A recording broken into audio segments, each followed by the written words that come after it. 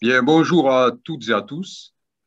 L'Université libre de la connaissance est heureuse d'accueillir Bertrand Vergely.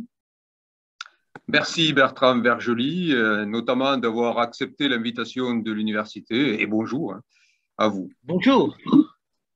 Alors, vous êtes à la fois philosophe, théologien, vous avez publié de nombreux essais de philosophie, vous avez enseigné en classe préparatoire à l'Institut d'études politiques. Vous enseignez actuellement à la théologie morale à l'Institut de théologie orthodoxe Saint-Serge. Votre travail porte sur la philosophie générale, sur l'histoire de la philosophie. Vous avez travaillé aussi sur des questions d'éthique, de spiritualité, notamment vous êtes interrogé, vous avez beaucoup travaillé sur le sens de la vie, sur la question du mal. Vous êtes interrogé aussi sur la modernité et sur les figures de ce qu'on peut appeler le nihilisme, sur des figures, et notamment sur un point particulier, une question, un problème et un courant particulier que l'on nomme le transhumanisme, si je ne me trompe. Vous avez aussi porté vos analyses et vous avez médité les questions, des questions portant sur deux dimensions essentielles de l'être humain, à savoir l'émerveillement et la vulnérabilité. Alors aujourd'hui, dans le cadre de l'université, votre conférence porte sur l'une des trois grandes branches du christianisme, à savoir l'orthodoxie. Écoutez, je vous laisse la parole, Bertrand Vergely, et je vous remercie encore de participer aux conférences de l'université. Merci à vous. Merci beaucoup, cher Eric, et je salue tous les auditeurs, tous les spectateurs, toutes les auditrices, toutes les spectatrices qui vont nous accompagner durant, disons, une petite heure dans laquelle je vais tenter d'exprimer plus que d'expliquer ce qu'est l'orthodoxie. Une petite mise au point au départ. Je ne me pense pas comme théologien. Je suis catalogué comme théologien. La vérité, c'est que je n'ai ni la compétence ni l'autorité pour parler en théologien. Je me pense comme philosophe, mais je me pense comme philosophe avec Dieu, par différence avec mes collègues philosophes qui aujourd'hui pensent qu'on ne peut pas être philosophe et en même temps penser avec Dieu. Luc Ferry définit la philosophie comme une théorie du salut sans Dieu. Personnellement, je définis la philosophie comme vie avec la pensée. Vous m'avez demandé, cher Eric, de parler de l'orthodoxie. Je vous dirais tout de suite que j'en suis incapable. J'en suis incapable parce que c'est contraire à l'esprit de l'orthodoxie que de vouloir objectiver celle-ci et en faire un système. On ne peut parler de l'orthodoxie, comme d'ailleurs de Dieu et des choses spirituelles, que d'expérience. Et donc, je parlerai de mon expérience. La première chose que je voudrais préciser, c'est mon expérience de l'orthodoxie. Un jour, quelqu'un m'a posé la question: comment êtes-vous devenu orthodoxe? Et j'ai répondu: je suis devenu orthodoxe en 5 fois et je n'ai pas fini de le devenir. Alors, premièrement, je suis devenu orthodoxe parce que ma mère est devenue orthodoxe. Elle quitte la Suisse en 1945 pour rencontrer la culture française. Et en fait, c'est la culture russe qu'elle rencontre à travers celui qui est aujourd'hui devenu un saint, le père Sophronie. revenant disciple du Starets Silouan, autre saint venant du Mont Athos, mais aussi des personnes éminentes comme Evgraf Kovalevski ou bien encore le père Antoine Blum. Je suis un peu comme Obélix, je suis tombé dans l'orthodoxie comme Obélix est tombé dans la potion magique. Et c'est très important parce que la vie divine, étant donné que Dieu, pour moi, est inséparable de la vie divine, c'est l'air que je respire. C'est-à-dire, je ne peux pas vous dire pourquoi je crois en Dieu, je ne crois pas en Dieu, je le vis, je l'ai toujours vécu, je l'ai respiré, humé, il est intrinsèquement lié à mon existence à travers une vie spirituelle qui a commencé dès l'âge de 6 ans et qui ne s'est jamais arrêtée. Donc je pense que c'est important d'avoir ce qu'on peut appeler la religion de sa mère. Ensuite, deuxième moment important dans ce parcours de l'orthodoxie, 18 ans, 17 ans, le lycée Louis-le-Grand, mai 68, et Olivier Clément, lui, théologien orthodoxe, qui a été mon professeur en seconde, première, terminale, et qui, à un moment, nous a été particulièrement important pour nous éclairer quant à la situation politique qui existait à l'époque et qui était marquée par la Révolution. Mes camarades étaient globalement communistes et gauchistes et rêvaient de la Révolution pour transformer en profondeur l'humanité. Et j'ai gardé de cette expérience de mai 68 d'abord un sentiment tragique, le sentiment que mes camarades allaient s'engouffrer dans la violence ou dans une impasse qui allait les dévorer. Et c'est vrai que toute ma génération a vécu sans arrêt autour de la politique avec la grande déception du politique. Et aussi la compréhension à cette occasion que vouloir faire la révolution et changer le monde était une idée juste, mais cette révolution devait nécessairement passer par une révolution intérieure spirituelle. À l'époque, c'est ce qui fait que grande partie de la jeunesse est partie sur les chemins de Katmandou et de l'Inde pour faire l'expérience de la méditation et l'expérience intérieure, expérience qui a donné parfois de très belles choses, mais parfois également des impasses. Troisième élément, rencontre avec la philosophie, où je considère que la pratique de la philosophie a été une expérience qui était une expérience intérieure. Pourquoi ? Parce que faire de la philosophie, c'est rentrer dans une ascèse et petit à petit rencontrer le maître intérieur. Quatrième élément, 32 voyages au Mont Athos. Un jour, dans une revue comme Go et Mio, je tombe sur une image du Mont Athos, je me trouve tellement belle que je décide d'aller là-bas. Et je vais au Mont Athos et j'ai commencé des voyages à partir de l'âge de 18 ans.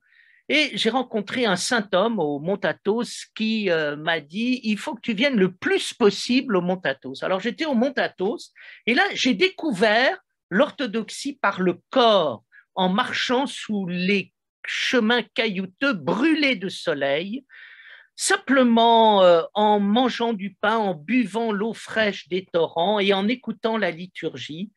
Le chant byzantin et son incroyable beauté est rentré dans mon corps et j'ai entendu cette voix intérieure qui me disait « Va au Mont Athos, tu comprendras plus tard ». Et donc j'ai été plongé dans un bain liturgique avec la splendeur de la liturgie orthodoxe et en particulier du chant byzantin.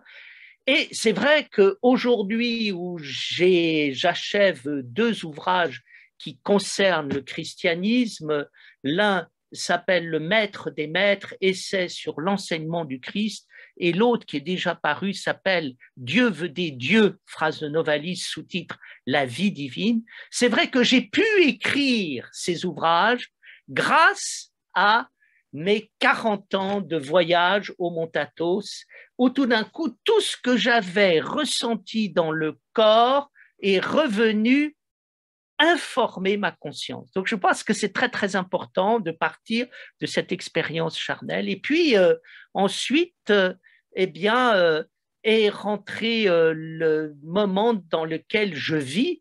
Je l'appellerais la rencontre avec le maître intérieur, le fait à un moment de faire de la philosophie, le fait de l'enseigner, le fait d'enseigner à l'Institut Saint-Serge, le fait d'écrire fait que j'ai commencé à essayer de pratiquer ce que Simone Weil appelle la prière et qu'elle définit très bien comme la vie totalement attentive.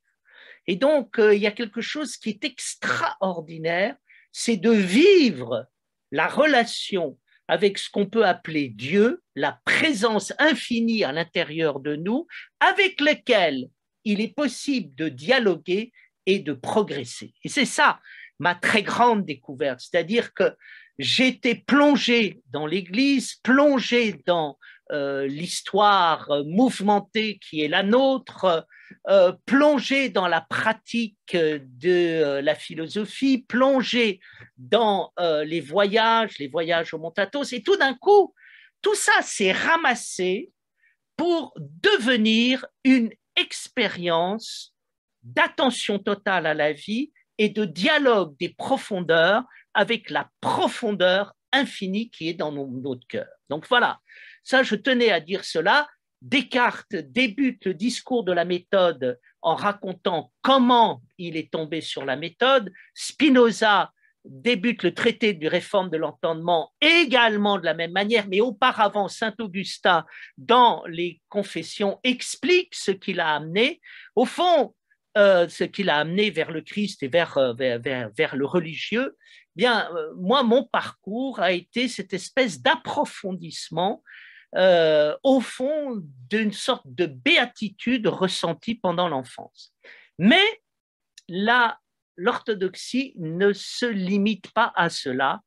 Et je voudrais introduire un deuxième élément après l'expérience, à savoir la beauté. Pourquoi est-ce que je suis orthodoxe? Je suis orthodoxe parce que c'est beau, parce que la liturgie est incroyablement belle et que cette beauté m'a à jamais marqué. Quand je suis allé au Mont Athos et que je suis rentré en contact avec le chant byzantin, je ne m'en suis jamais remis et j'ai compris ce qui est dit parfois par les artistes contemporains, que l'expérience artistique est une expérience dont on ne ressort pas indemne. L'expérience spirituelle est une expérience de non-retour. Elle est rentrée en moi et elle est rentrée en moi à partir de la beauté. Alors, à partir de la beauté, bien, je me reconnais totalement dans l'expérience métaphysique de la beauté telle que Platon en parle dans le banquet, à travers Diotima, la prêtresse de Mantinée, lorsque celle-ci enseigne Socrate avec cette phrase savoureuse, écoute-moi si tu peux me comprendre. Et qu'est-ce que dit Diotima? Diotima explique que la connaissance ne s'apprend pas simplement par un détachement à l'égard du sensible, mais par un approfondissement du sensible, à savoir que quand on fait l'expérience d'un beau corps, on a envie de connaître tous les beaux corps, on a envie de connaître les âmes de ces beaux corps, et ensuite on a envie de connaître les mondes intérieurs qui font vivre ces âmes et que ces âmes font vivre, et ensuite on aboutit à un moment à ce que Socrate appelle la beauté immortelle, qu'il compare à une source qui ne cesse pas de déborder. Bien, je crois que l'expérience de la beauté, c'est ainsi que j'ai compris le religieux et c'est ainsi que j'ai compris Dieu. C'est-à-dire, on se demande toujours, prouvez-moi l'existence de Dieu. Alors, pour moi, quand on parle de prouver l'existence de Dieu, je m'aperçois qu'il y a un malentendu à ce sujet. Il y a un malentendu, pourquoi? Parce que les philosophes font en fait de la cosmologie et essayent d'expliquer que Dieu existe parce qu'il est impensable que le monde dans lequel nous vivons et que l'univers en général soit l'effet d'un accident. Et donc, ils pensent qu'il y a une cause première, comme le dit Aristote.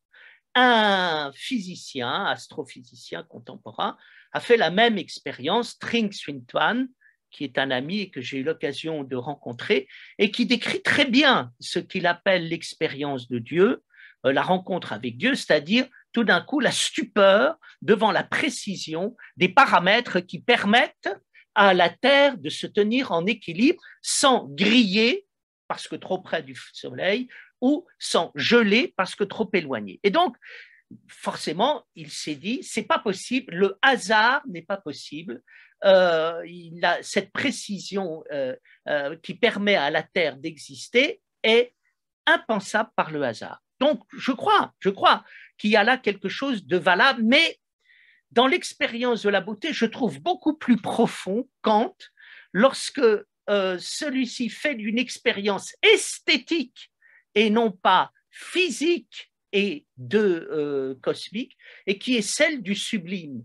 C'est-à-dire que tout d'un coup, stupéfait, renversé, non pas par la précision de l'univers, mais par la puissance de la nature, ou bien encore par l'infini de la voûte céleste regardée, contemplée un soir d'été, il ressent quelque chose d'inouï, c'est-à-dire alors qu'il ne devrait pas exister, perdu dans l'infini ou écrasé par la puissance des forces cosmiques, il existe quand même, et donc il y a quelque chose qui le tient en vie. Là, je pense qu'il y a quelque chose de vrai, et c'est quelque chose que j'ai toujours ressenti dans des moments tout à fait étonnants d'existence. Il y a des moments de beauté absolue et qui existent. Par exemple, vous partez en montagne skier le matin et vous voyez le soleil se lever sur les crêtes et tout d'un coup, ce diamant qui illumine le bleu marine du ciel provoque un moment d'arrêt, un moment d'arrêt, un moment de stupeur, un moment de beauté que je rencontre également dans la vie quotidienne. Très souvent, presque tous les jours, il y a toujours des détails qui produisent un peu la même chose. Et au fond, ce que j'aime dans l'expérience de la beauté, c'est le moment d'arrêt. C'est pas un moment intellectuel, c'est pas un moment spéculatif, c'est pas une explication qui m'est donnée du monde. C'est mieux que ça, c'est plus que ça. Au fond, c'est quelque chose que Éric Sablé, malheureusement, qui nous a quittés, décrit très bien dans son manuel d'émerveillement quand il dit « J'ai des quantités de manuels dans ma bibliothèque qui m'expliquent très bien la création de l'univers. » Mais il dit « La véritable création de l'univers se trouve dans cette beauté que je ressens devant ce coucher de soleil en automne, dans cette journée finissante. Il y a un moment où on est devant l'expérience de l'être et on reçoit l'être dans son absoluité. Et là, on n'a pas besoin, on ne s'ouvre pas à la dimension divine à la faveur d'une explication, on s'ouvre à cette dimension parce qu'elle est de l'ordre de l'évidence transcendante qui se passe d'explication. Et je crois que le grand moment amoureux sont du même ordre, les grandes émotions fondamentales sont du même ordre. Aimer quelqu'un, c'est ne pas avoir besoin de lui expliquer qu'on l'aime pour l'aimer.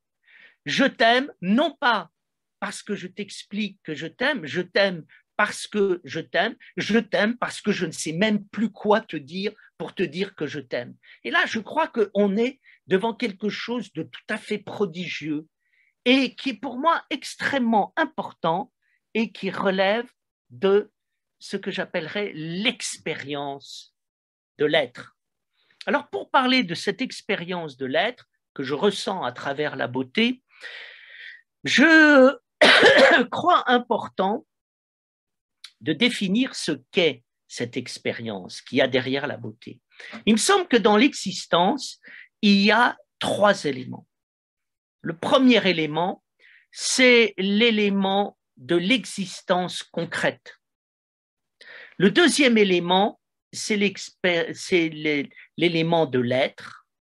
Et le troisième élément, c'est l'élément de la rencontre entre l'être et l'existence qui donne ce que j'appellerais la vision fulgurante ou bien encore l'instant solennel. L'existence concrète, elle est importante. Elle est très importante et elle est la première élément qui permet d'aller vers la vision fulgurante. Respecter la matérialité, respecter le monde dans lequel on vit, être près des choses, être près des êtres, être près de la vie et avoir un corps capable de ressentir les choses, les êtres, la vie, ça me paraît absolument essentiel. Je crois qu'on pense avec son corps, on vit avec son corps et on fait des expériences divines avec son corps. Dans le livre que j'ai écrit, Dieu veut des dieux, quand je parle de la vie divine, je parle des saveurs, je parle de la sensibilité, je parle des émotions et nous apercevons qu'il y a là quelque chose de très, très sensible. Nous avons l'habitude de penser Dieu comme un concept abstrait, mais c'était exactement le contraire. Au fond, qui a très très bien défini Dieu? C'est Spinoza, prétendument athée, lorsqu'il définit Dieu comme étant une substance possédant une infinité d'attributs s'exprimant en une infinité de modes. Qu'est-ce qu'il veut dire? Dieu est une substance, c'est-à-dire c'est une qualité d'être qui se décline à l'infini. Au fond, c'est une sensation infinie d'existence. C'est une définition qu'on peut retrouver chez saint Thomas, qui a d'ailleurs la même définition de Dieu que l'on trouve chez Spinoza, à savoir que l'essence de Dieu réside dans son existence. Et très difficile de pouvoir prouver l'existence de Dieu, puisque Dieu est l'existence même, sous la forme d'une sensation d'existence et d'une qualité d'existence qui se décline à l'infini. C'est très bien montré d'ailleurs dans le film de Milos Forman, Amadeus, où à un moment, on voit Salieri écouter Mozart et fermer les yeux et avoir cette phrase « It's a divine music », c'est une musique divine. C'est-à-dire qu'il y a des moments dans l'existence où on n'est plus tout à fait de ce monde, et en étant plus tout à fait de ce monde, jamais on n'a été autant de ce monde. Et donc, l'existence, pour moi, ça fait déjà partie, si vous voulez, de cette expérience philosophique importante. Et je pense qu'on pense avec son corps. Pourquoi? Parce que la philosophie est une école constante de précision et en nous disant de quoi tu parles et je te demande d'être précis. Et ce que j'aime chez les philosophes, de tout horizon confondu, c'est quand à un moment ils sont précis dans ce qu'ils disent, tout d'un coup, il y a l'étincelle qui vient du concret. Et ça, c'est très, très important. Le concret, le monde charnel, le monde sensible, le monde savoureux, le monde de la qualité a des choses à nous apprendre. Alors ensuite, il y a, bien sûr, l'expérience totalement contraire, qui n'est pas celle du monde ici et maintenant, mais qui est celle de la vie absolue. La vie absolue, je la ressens quand à un moment, je regarde, comme Kant regarde à un moment la voûte céleste dans une nuit d'été, et que je me sens écrasé par quelque chose qui a été, qui est, qui sera, qui est une puissance d'existence infinie. Alors là, je suis dans l'être absolu et je sens qu'il y a quelque chose d'absolu. Il y a quelque chose que je trouve extraordinaire dans l'expérience de l'être, c'est l'impossibilité logique de démontrer que la réalité n'existe pas. Pour que la réalité n'existe pas, il faut que ce qui n'existe pas existe, parce que si ce qui n'existe pas n'existe pas, eh bien la réalité ne peut pas exister. Et donc, qu'est-ce qui fait? Il y a une impossibilité du néant. Et je crois que c'est la grande expérience de Parménide, quand la déesse de la vérité lui révèle cette parole, l'être est et ne peut pas ne pas être. Je crois que Descartes retrouve cette expérience parménidienne de l'impossibilité du non-être lorsque, entreprenant de douter de tout, il s'aperçoit qu'il ne peut pas douter du fait que lui, Descartes, existe, parce que pour douter qu'il existe, il faut qu'il existe, sinon il ne peut pas douter. Et donc, il y a quelque chose qui est plus profond que le néant, et c'est ce que j'appelle l'existence absolue. Alors, l'existence absolue, on en fait des expériences quand on se sent exister, on sent qu'il y a quelque chose en nous qui relève de l'existence absolue et qui est le mystère de l'identité. Et puis, il y a l'expérience également cosmique dans le sublime de Kant, où à un moment on se sent écrasé par l'être. Et puis, il y a la rencontre entre les deux. La rencontre entre les deux, c'est quoi? C'est le principe fulgurant. Le principe fulgurant que l'on trouve dans le moment esthétique. C'est quelque chose que je ressens en peinture. Qu'est-ce qui fait le génie d'un peintre? C'est qu'il va isoler un élément de la réalité et qu'il va le faire vivre pour lui-même, en le peignant pour lui-même. Et tout d'un coup, il y a quelque chose qui est d'une intensité folle et qui nous fait voir, en nous donnant l'expérience de la conscience absolue, qui est de voir qu'on voit, de sentir que l'on sent, d'entendre que l'on entend. Et là, on commence à rentrer dans l'expérience du transcendantal, de la conscience transcendantale, qui est absolument fondatrice. Alors, je crois que la beauté nous fait toucher à cette expérience fulgurante et nous faisant toucher à l'expérience fulgurante, elle permet de dégager, je crois, les trois grands principes spirituels qui permettent de structurer l'existence, la personne, le verbe et d'autre part le salut. Je vais faire ici une petite parenthèse. Nous avons un point commun, cher Éric, c'est notre admiration et notre intérêt plus que passionné pour la pensée de Raymond Abellio. Et Raymond Abellio, j'ai très très bien connu parce que c'est lui qui corrigeait mes problèmes de mathématiques quand j'avais 8 ans ou 10 ans et qui m'invitait à avoir des matchs de rugby à l'époque avec les frères Gachassin. Donc, j'ai été initié au rugby et aux mathématiques par Raymond Abellio. Inutile de vous dire que je ne comprenais rien à sa pensée, mais en lisant dernièrement son manifeste de la nouvelle gnose, je suis tombé sur une phrase absolument géniale qui éclaire tout ce que j'ai dit et tout ce que je vais dire. Raymond Abellio pense que la chose la plus importante au monde est la découverte de l'ego transcendantal. Et cette découverte de l'ego transcendantal, il dit qu'elle se trouve chez saint Paul dans l'homme intérieur, dans l'Advaita de l'Inde et également dans la conscience transcendantale de Husserl, issue de la découverte de la conscience transcendantale par Descartes. Mais c'est très simple. Dans cette pensée, je pense qu'on a tout le contenu spéculatif qui est exprimé esthétiquement dans l'expérience de l'être et de la beauté.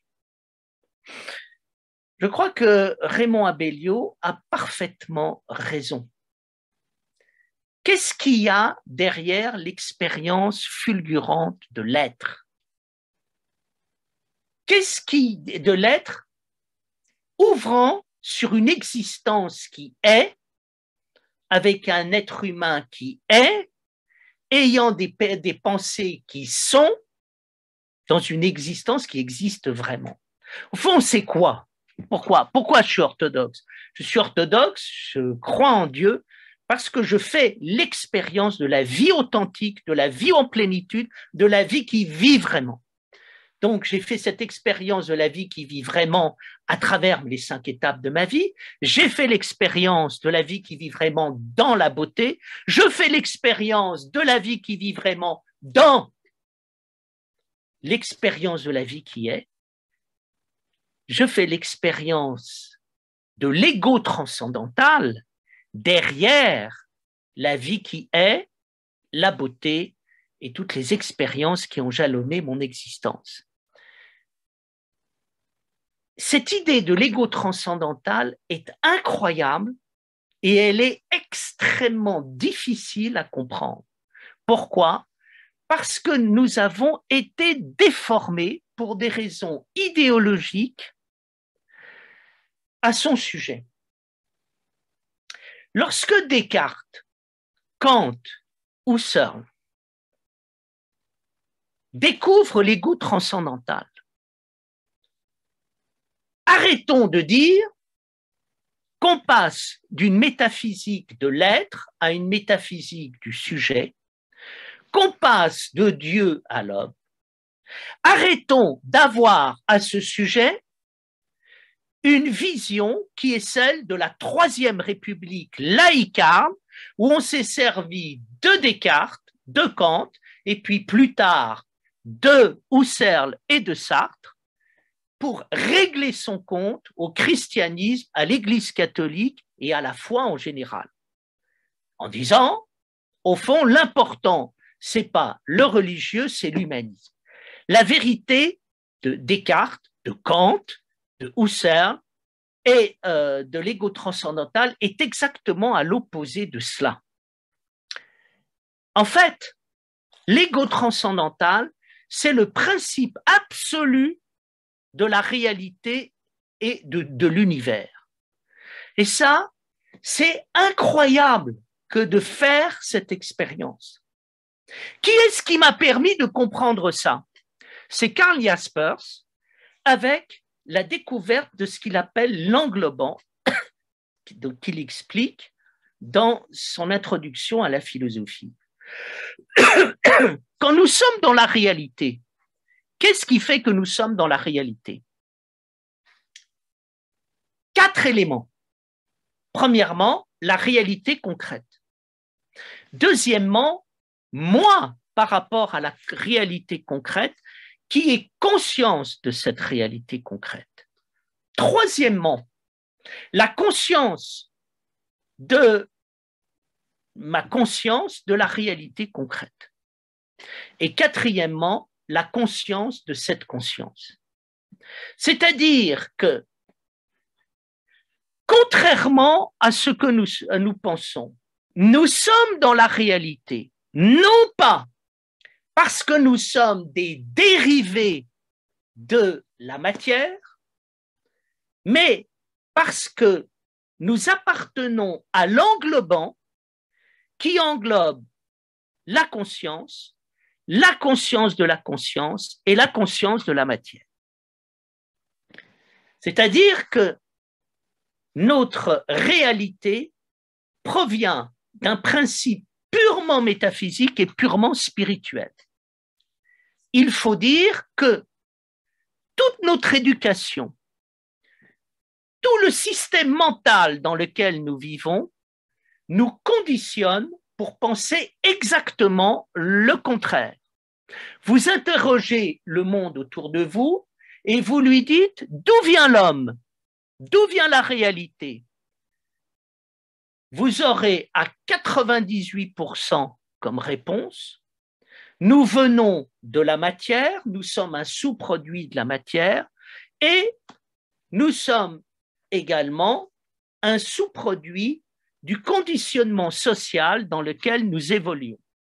En fait, nous pensons le monde dans les termes de l'être suprême de Robespierre, à savoir la réalité naturelle et la réalité sociale, et cette réalité naturelle et réalité sociale étant devenues les deux principes majeurs du positivisme pour tout expliquer. C'est-à-dire, nous venons d'un monde nous expliquant que, en fait, la réalité vient de la science. Et c'est la science qui détermine ce qu'est la réalité.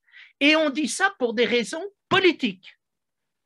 La fin du hasard et de la nécessité de Jacques Monod est éclairante là-dessus, puisqu'il fait un hymne au socialisme et à la sociologie à la fin de son livre, en expliquant que c'est cela qui explique. D'où le pessimisme de Monod expliquant que l'homme n'est qu'un accident dans l'univers. L'homme n'est un accident dans l'univers. Pourquoi? Parce qu'il est absolument important pour Monod qu'on pense venir de la matière, de la société et de la science.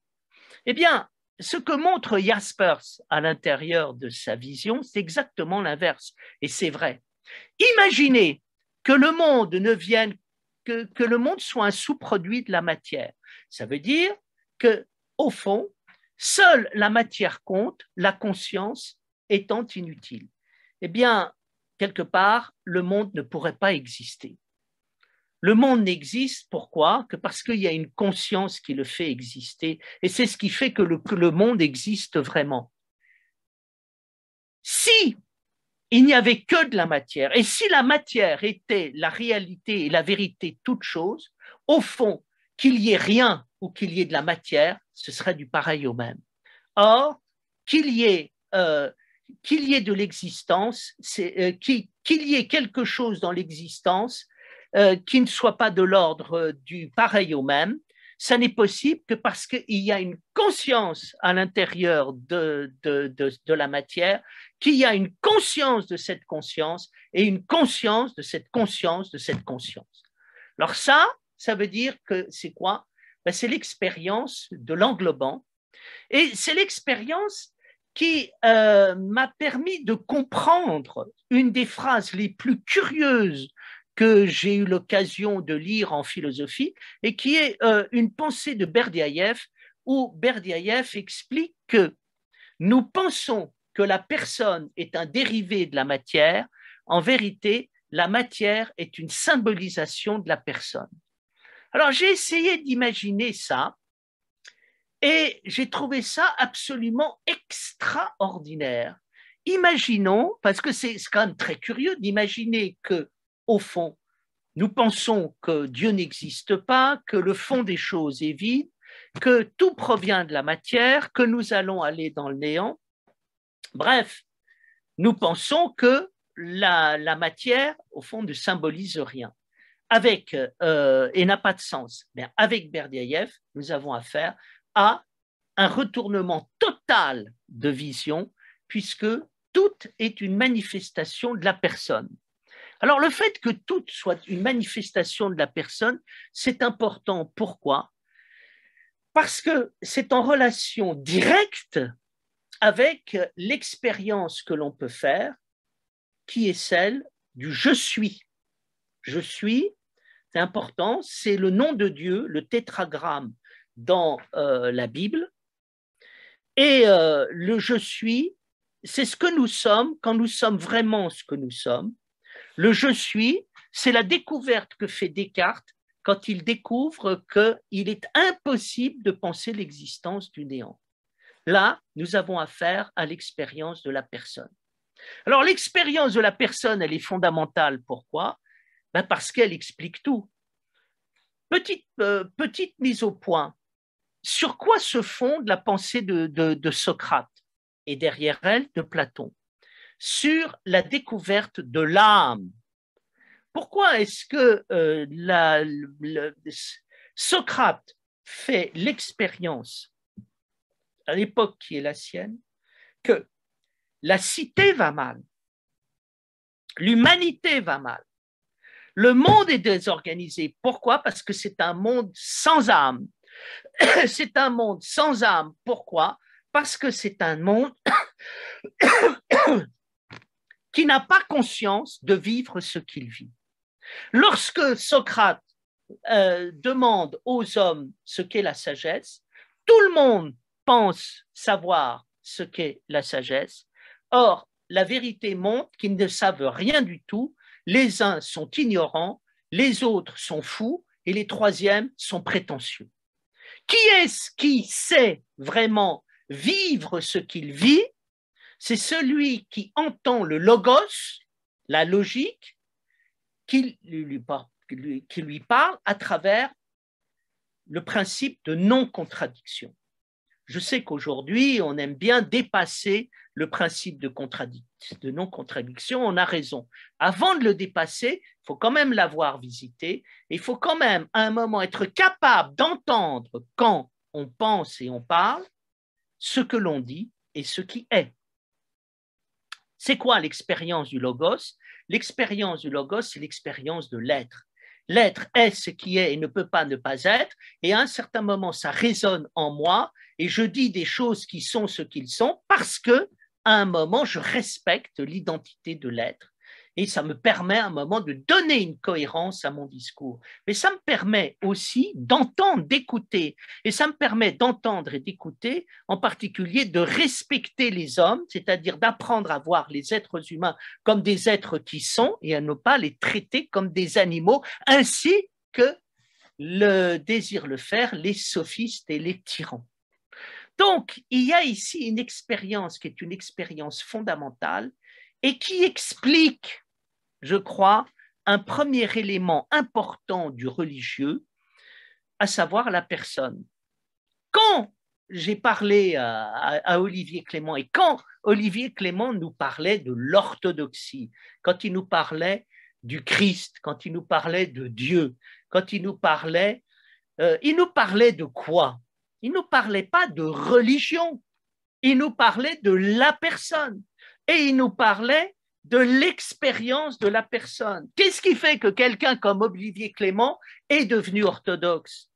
Ce qui fait qu'il est devenu orthodoxe, c'est que tout d'un coup, il a été bouleversé par la découverte de la personne, c'est-à-dire qu'est-ce que c'est que la découverte de la personne? C'est à travers une relation personnelle, intime, sensible, qualitative, savoureuse, sensible avec l'existence, un principe d'existence infinie qui montre que l'existence n'est pas vaine. Quelque part, nous sommes reliés à une existence infinie et notre existence n'est pas indifférente à cette existence, à l'opposé de ce que pense Jacques Monod qui dit « l'homme est un accident dans un univers qui est indifférent à ses joies et à ses peines ». Il y a quelque chose que l'on retrouve chez Lévinas, à savoir un principe de non-indifférence à la base de toute chose, qui fait que quoi? On sent que l'existence existe vraiment. Et tout d'un coup, il y a une sorte de relation, c'est-à-dire que le message du Christ, le message du religieux, a été interprété comme une invitation à devenir des personnes. Devenez des personnes. Si nous lisons Ramana Maharshi et derrière lui la grande tradition de l'Inde et de l'Advaita, qu'est-ce que dit Ramana Maharshi? Devenez des personnes, devenez des je suis, faites l'expérience de la conscience fondamentale. Et si nous lisons les prophètes d'Israël ou bien encore les évangiles, de quoi est-il question? De la même chose. Devenez des personnes, rentrez dans la personne. Qu'est-ce qui me fait dire ça?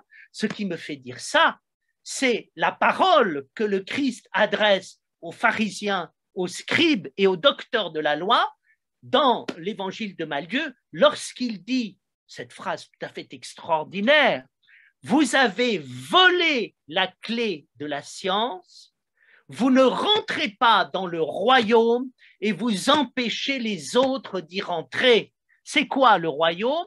Dans l'évangile de Luc, le royaume, c'est ce qui est à l'intérieur de nous.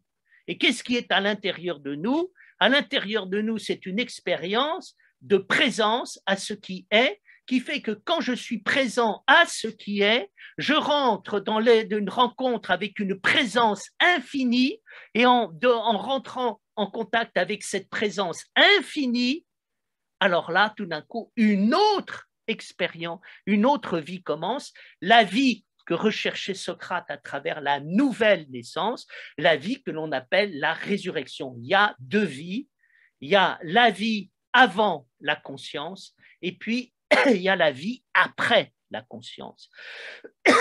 Et la découverte en nous de l'ego transcendantal. Abellio, l'homme intérieur de saint Paul, l'Advaita de Ramana Maharshi, l'ego transcendantal que l'on trouve chez Husserl, on le relie à quoi? Eh bien, on le relie à la tradition des prophètes, mais également la tradition des évangiles, la tradition profonde. Pourquoi est-ce que les hommes deviennent religieux?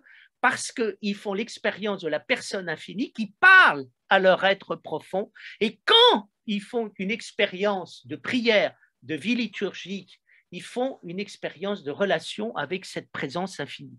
Alors, ça permet ici de rencontrer le deuxième élément important. Le deuxième élément important, c'est ce que j'appelle le verbe. Le verbe, c'est ce qui permet de comprendre la Trinité, et à travers la Trinité, c'est ce qui permet de comprendre le Dieu vivant. L'évangile de Jean commence par le prologue disant « Par principe, le verbe est ». Je ne dis pas, comme on le dit souvent, « Au commencement était la parole ». Parce que si on dit « Au commencement était la parole », ça veut dire que la parole était au commencement, mais elle n'y est plus. La parole n'est pas simplement au commencement, la parole est tout le temps au commencement, et le commencement est tout le temps. Et puis d'ailleurs, la parole n'est pas la parole c'est le verbe. Qu'est-ce que c'est que le verbe? Le verbe, c'est ce qui se passe quand on fait une expérience de conscience transcendantale. Qu'est-ce que c'est qu'une expérience de transcendantale?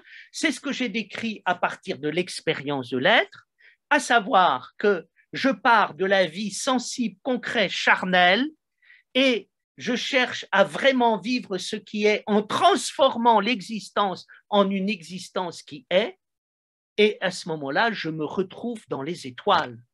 Le verbe, c'est ce que j'ai rencontré avec Olivier Clément, c'est-à-dire qu'à un moment, il parlait tellement bien qu'on avait le sentiment que le ciel était sur la terre. Le verbe, la louange, c'est ce que j'ai vécu au Mont Athos quand j'étais dans les liturgies, et qu'à un moment, j'ai vraiment vécu l'expérience du ciel sur la terre. Souvenez-vous, les émissaires les émissaires du tsar de toutes les Russies qui voulaient donner une religion à son peuple et les a envoyés en particulier à Sainte-Sophie. Et quand ces émissaires sont revenus, ils ont dit, écoutez, toutes les religions que nous avons vues étaient des religions qui étaient très intéressantes, mais nous n'en avons vu qu'une, qui n'était pas, parce que c'était plus une religion humaine, c'était une religion divine. Ce que nous avons vu, c'est le ciel sur la terre. Donc, qu'est-ce que ça veut dire par principe le verbe est? Par principe, le verbe est, ça veut dire par principe se trouve le génie époustouflant de la vie qui fait que le ciel descendant sur terre, la terre monte jusque dans le ciel. Et là, nous sommes dans une relation infinie et qui va nous permettre de comprendre l'expérience du Christ et puis l'expérience de l'Esprit. Par principe, le verbe est, ça veut dire d'abord, par principe, le verbe est sous la forme du Père. Qu'est-ce que c'est que le Père? Le Père, c'est celui qui est absolument, et qui donne vie à tout en étant la source de tout. Le Père, c'est ce que Diotima, la prêtresse de Mantinée, voit quand elle explique à Socrate que la beauté est une source qui ne cesse de déborder. Mais le Père, c'est pas simplement… Comme le Père est Père, qu'est-ce qu'il fait? Eh bien, il donne naissance au Fils. Qu'est-ce que c'est que le Fils? Le Fils, c'est le Père qui donne la naissance et la vie à un autre Père pour que lui aussi donne la naissance au Père. Donc, en général, on ne comprend rien à la Trinité parce qu'on confond le Père céleste avec le Papa et puis le Fils avec le fiston. Et il y a une relation entre le Papa et le fiston, et les féministes ont bien raison de critiquer la vision machiste, phallocratique, totalement masculine et patriarcale qui a été faite de la Trinité. Et on s'est servi de ça, bien évidemment, pour installer un monde totalement masculin, coupé de ses racines et de l'expérience symbolique de la paternité et de la filiation. La paternité, c'est la source de vie, et la source de vie ne garde pas la source de vie pour elle, mais elle le transmet à une autre source de vie afin qu'elle-même la transmette à une autre source de vie. Et donc, la relation du Père et du Fils, c'est quoi? C'est la relation de la vie à la vie, à travers la vie qui s'efface et s'efface devant la vie, pour que la vie puisse à un moment se déployer et déborder de vie. Et c'est la raison pour laquelle on peut dire que si le Père est la source de tout, le Fils est l'avenir de tout. Et puis, il y a une troisième chose qui est très importante, c'est l'esprit, c'est-à-dire non seulement la vie est vivante, et parce qu'elle vient d'une source de vie et elle va vers une autre source de vie en donnant de l'avenir à la source de vie, mais le tout est génial, le tout est époustouflant, c'est-à-dire ce que je suis en train de dire, ça n'est rien par rapport à la réalité, et que le véritable Père va bien au-delà du Père, le véritable Fils va bien au-delà du Fils, tout va au-delà de tout, et tout est débordant de vie. D'où vous comprenez ici le mot orthodoxie qui veut dire la juste louange. La juste louange, on y est. C'est-à-dire qu'à un certain moment, je suis devant ce volcan de vie qui caractérise la vie divine, et vous voyez bien que ça génère en moi quand même un certain enthousiasme, et que cet certain enthousiasme nous donne quoi? Bien, il nous donne la justesse. Là, on y est. Là, on est dans l'intelligence, là, on est dans la connaissance. Il y a une phrase que j'adore de Denis l'Aréopagite, qui est pour moi le père de la théologie chrétienne, et qui, dans la hiérarchie céleste, a cette parole magnifique: la vie est tellement vivante que c'est peu dire qu'elle est vivante. La vie est tellement vivante que c'est peu dire qu'elle est vivante. Si vous abordez les choses ainsi, qu'est-ce qui va se passer? Vous allez rentrer dans un monde où la mort n'existe pas, où la tristesse n'existe pas, où le chagrin n'existe pas. Vous allez, deuxièmement, commencer à vivre en disant: je trouve que rien n'est plus stimulant pour l'intelligence que de dire à quelqu'un: attends, le truc que tu es en train d'étudier est tellement génial que tout ce que tu vas faire, c'est peu de choses par rapport à ce que c'est. Ben, qu'est-ce qui se passe? Moi, ça me donne terriblement envie d'apprendre. Et ce qui me donne terriblement envie d'apprendre, ce n'est pas de faire le tour des choses en disant on en a fini, on sait tout. C'est plus on avance, moins on sait, et moins on sait, plus c'est génial. Voilà. Donc ça, c'est formidable. Et quoi? Là, on est devant l'intelligence absolue. On est devant l'intelligence créatrice. On est devant la science. Vous avez volé la clé de la science. Vous ne voulez pas y rentrer. Vous ne voulez pas que les autres y rentrent. Là, on y est. C'est quoi? L'orthodoxie, elle est là pour nous donner la science et pour nous donner la véritable intelligence. Et la véritable intelligence, on la découvre dans la Trinité. Qu'est-ce que c'est que la Trinité? La Trinité, c'est une manière de parler du Dieu vivant. Et qu'est-ce que c'est que parler du Dieu vivant? C'est de parler de cette vie qui n'en finit pas de vivre pour aller, comme le dit Grégoire de Nice, de commencement en commencement, par des commencements qui n'ont pas de fin. Alors, ça nous amène vers la question du salut. Et on va le voir, la question de l'éthique derrière le salut. Le salut, c'est quoi? C'est quelque chose que Raymond Abellio a très très bien expliqué en disant qu'il y avait deux modes de connaissance pour pouvoir accéder à la vie du logos, de l'ego transcendantal. Il y avait la science et puis, d'autre part, il y avait la poésie. Et il voyait les deux. Bien, alors pour moi, la science et la poésie vont ensemble et elles permettent de comprendre ce qu'on appelle le principe du salut, qui est la logothérapie. Quand le Christ enseignait, il réjouissait le public qui l'écoutait. Pourquoi?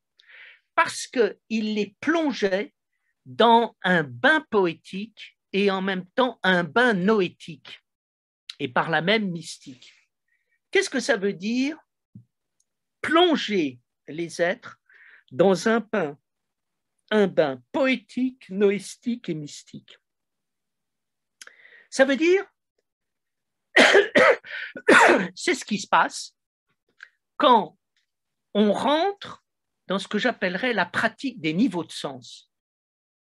Mon ami Annick de Souzenel a l'art de créer ce niveau de sens lorsque elle nous dit, mes amis, nous sommes à un niveau un peu banal, et si on dépassait les choses et de voir la profondeur qu'il y a derrière les choses que nous vivons.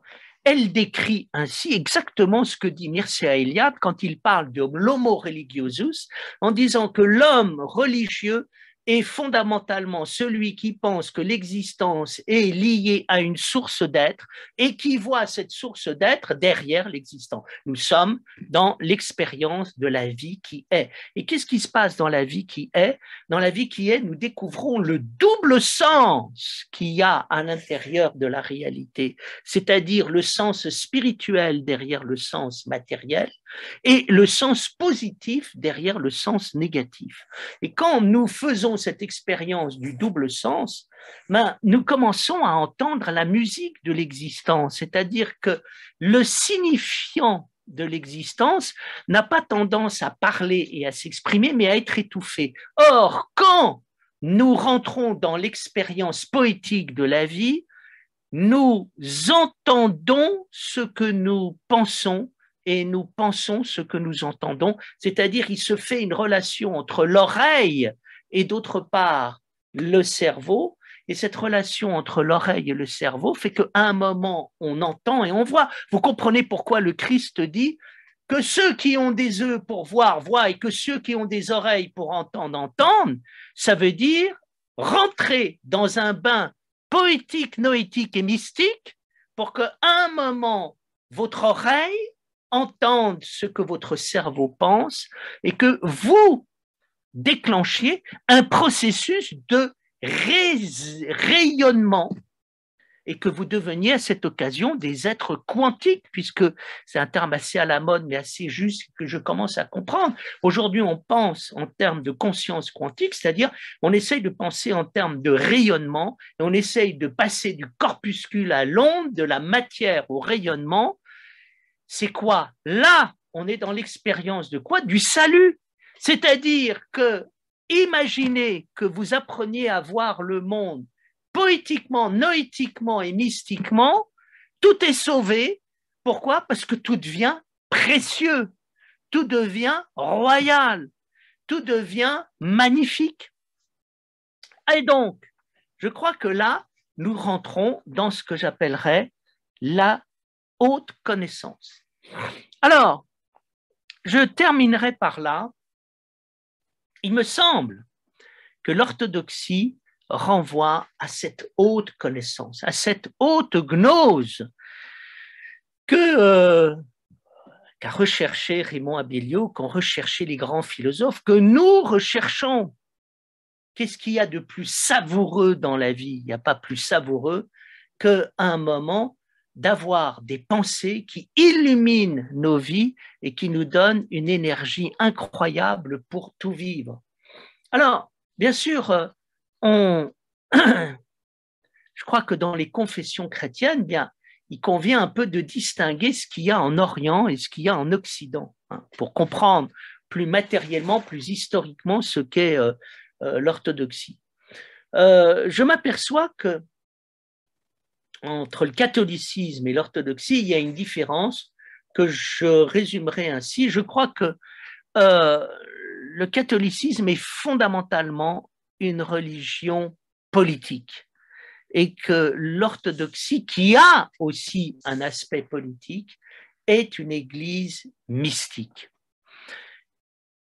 L'église politique en Occident est née avec Augustin lorsque confronté aux invasions barbares, ayant peur que la civilisation soit dévastée par ces invasions, celui-ci met en place un système dans lequel il faut dire le christianisme va devenir une armée et va se penser sur le mode d'une armée avec un système, avec une morale, et puis il faut dire avec quelque chose quand même, un certain sens de la douleur.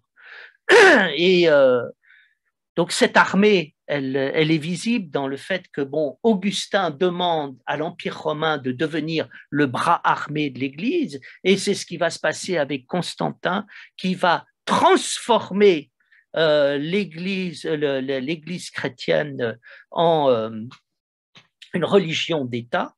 Et malheureusement, cette religion d'État va devenir un État totalitaire et avec Théodose. Et en marquant de son fer, finalement, le destin du christianisme. Alors, le destin du christianisme en Occident, je suis frappé de voir qu'il a été marqué par l'armée et que le christianisme s'est pensé comme une armée.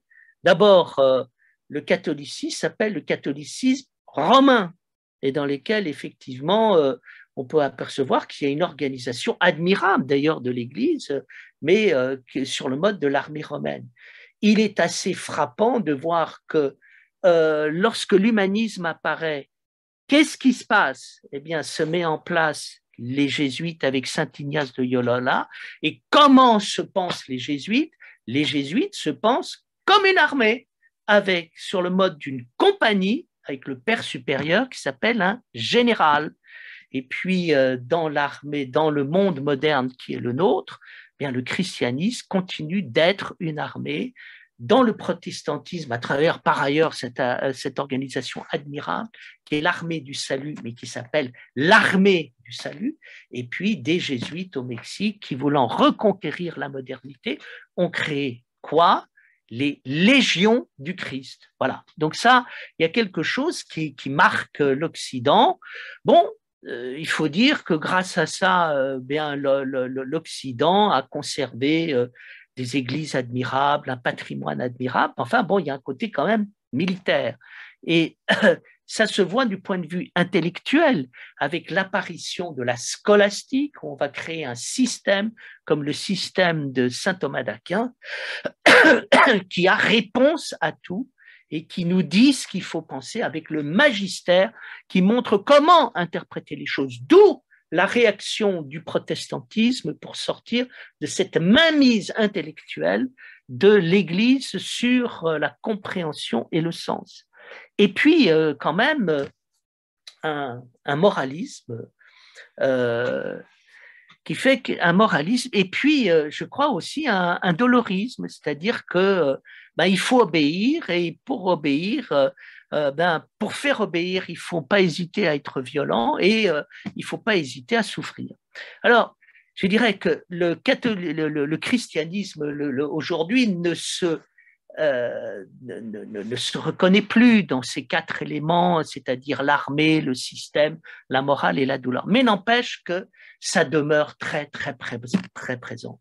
Alors, si on veut comprendre la spécificité de l'orthodoxie, qui a ses défauts, qui a aussi ses tentations politiques, moralisatrices, doloristes, bien, il faut comprendre que quand même c'est assez différent. Hein. C'est-à-dire que l'orthodoxie ne s'est jamais pensée comme une armée, avec un pape, avec Rome, avec tout un système mis en place admirable. L'orthodoxie est fondée sur ce qu'on appelle une église locale et non pas une église centralisée à Rome, d'où il y a le fait, par exemple, qu'il n'y a pas de pape, mais il y a des patriarches et il y a des relations de patriarcat à patriarcat. Le fait également que l'orthodoxie, vous ne trouverez pas de système. Il n'y a pas l'équivalent de saint Thomas d'Aquin avec un système qui a réponse à tout. Il n'y a pas également des encycliques pour nous expliquer ce qu'il faut penser. Il n'y a pas de magistère nous expliquant comment on doit lire les textes et comment on doit les interpréter. Donc ça, il y a un sens particulier qui est donné à l'Esprit Saint, c'est-à-dire que oui, l'Église doit à un moment jouer son rôle, éduquer, élever les consciences à l'intérieur de la cité, mais il faut savoir que l'Esprit souffle partout et accepter toujours de vivre avec ce génie de l'Esprit qui souffle partout, qui fait que, quelque part, on peut dire la chose suivante, l'orthodoxie n'appartient pas aux orthodoxes. Et on peut dire le christianisme n'appartient pas aux chrétiens, le Christ n'appartient pas aux chrétiens. Ça paraît curieux, mais essayons de penser cela. On a tout d'un coup une immense respiration à l'intérieur de la pratique et de la relation qui apparaît. Et puis, il y a deux éléments sur lesquels je voudrais revenir parce qu'ils me paraissent très importants pour comprendre ce qu'on peut appeler une vision orthodoxe. Premier élément, c'est le rapport à la morale et deuxième élément, c'est le rapport à la croix et à la douleur. Le moralisme parle de morale, il fait la morale. L'éthique fondamentale ne parle pas de morale, elle ne fait pas la morale, elle est la morale. Je pense que Spinoza a écrit toute l'éthique pour penser ainsi l'éthique.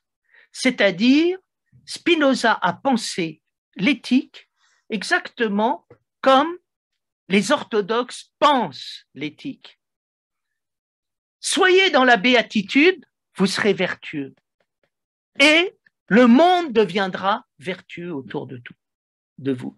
Ne faites pas la morale, mais soyez la morale. Ne parlez pas la morale, mais soyez la morale. Ça paraît très curieux, mais penser ainsi, c'est extrêmement libérateur. C'est très, entre guillemets, respirant, si je peux prendre ce mot. Et je crois que c'est ça qui m'a frappé au Montatos. Quand j'ai été dans les liturgies, pourquoi j'ai tant aimé ces liturgies, c'est que jamais on m'avait parlé de la religion comme ça. Un jour, j'ai été invité dans une réunion de philosophes et puis il y avait des philosophes catholiques et d'autres protestants et on a discuté, alors c'est quoi pour vous le Christ en philosophie? Et il y avait un protestant qui a dit « Le Christ est venu pour payer la dette ». Moi, j'étais un peu effrayé par cette vision des choses parce que jamais on a pensé les choses ainsi. Et j'ai dit, écoutez, le Christ est venu pour parler de religion telle qu'on n'en avait jamais entendu parler comme ça.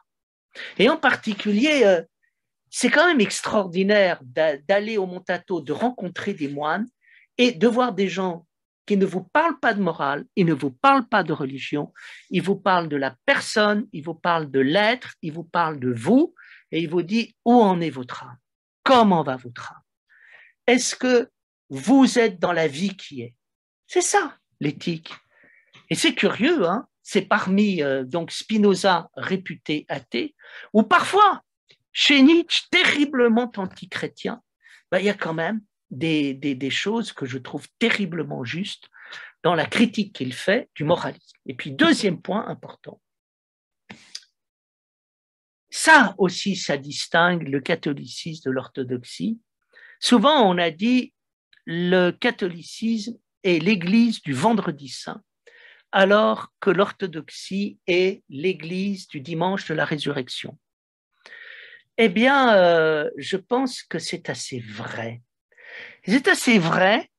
Et finalement, j'ai compris dernièrement, lors d'une discussion avec des amis, pourquoi c'était vrai. Alors, il y a plusieurs raisons pour cela. Premièrement, vous avez une idée qui apparaît très souvent, presque tout le temps dans le monde occidental, catholique, c'est que le Christ est mort le Christ est ressuscité parce qu'il est mort. Alors, pourquoi est-ce que les catholiques tendent à penser ceci? Ben, ils le pensent pour des raisons morales et essentiellement parce que la résurrection, ça se mérite. En gros, on n'y va pas comme ça, il faut souffrir, et c'est parce qu'on souffre, et puis quelque part qu'on meurt, bien qu'on a le droit de ressusciter. Et au fond, le Christ, bien, il a été obéissant comme nous. Que de fois, j'ai entendu dire, ce qui est bien dans le Christ, c'est qu'il est humain, et ce qui est bien, c'est qu'il meurt comme nous, il souffre comme nous, il est comme nous. En fait, quel est le message qui est donné? Le message qui est donné, c'est un message politique, c'est un message moral. Pour aller dans la résurrection, il faut souffrir, il faut mourir. Sinon, ben, ce n'est pas réel. Et je me souviens de la colère d'un certain nombre de mes amis lors d'une discussion, lorsque j'ai dit, écoutez, non, le Christ n'est pas souffert. Il n'est pas allé dans la résurrection parce qu'il avait souffert. C'est Alain, dans ses propos du bonheur, qui comprend très bien ce qu'est l'orthodoxie. Dans un propos du 5 novembre 1922, il termine son analyse en disant « Ce n'est pas parce qu'ils mouraient pour la France qu'ils étaient heureux, mais parce qu'ils étaient heureux, ils avaient la force de mourir pour la France. » Là, avec Alain, on passe du vendredi saint au dimanche de la résurrection. Le Christ n'est pas ressuscité parce qu'il avait souffert et qu'il était mort. Le Christ n'est pas ressuscité parce qu'il est mort. Sur la croix, il est l'éternité. Et il est l'éternité jusque sur la croix. Qu'est-ce que disent les orthodoxes?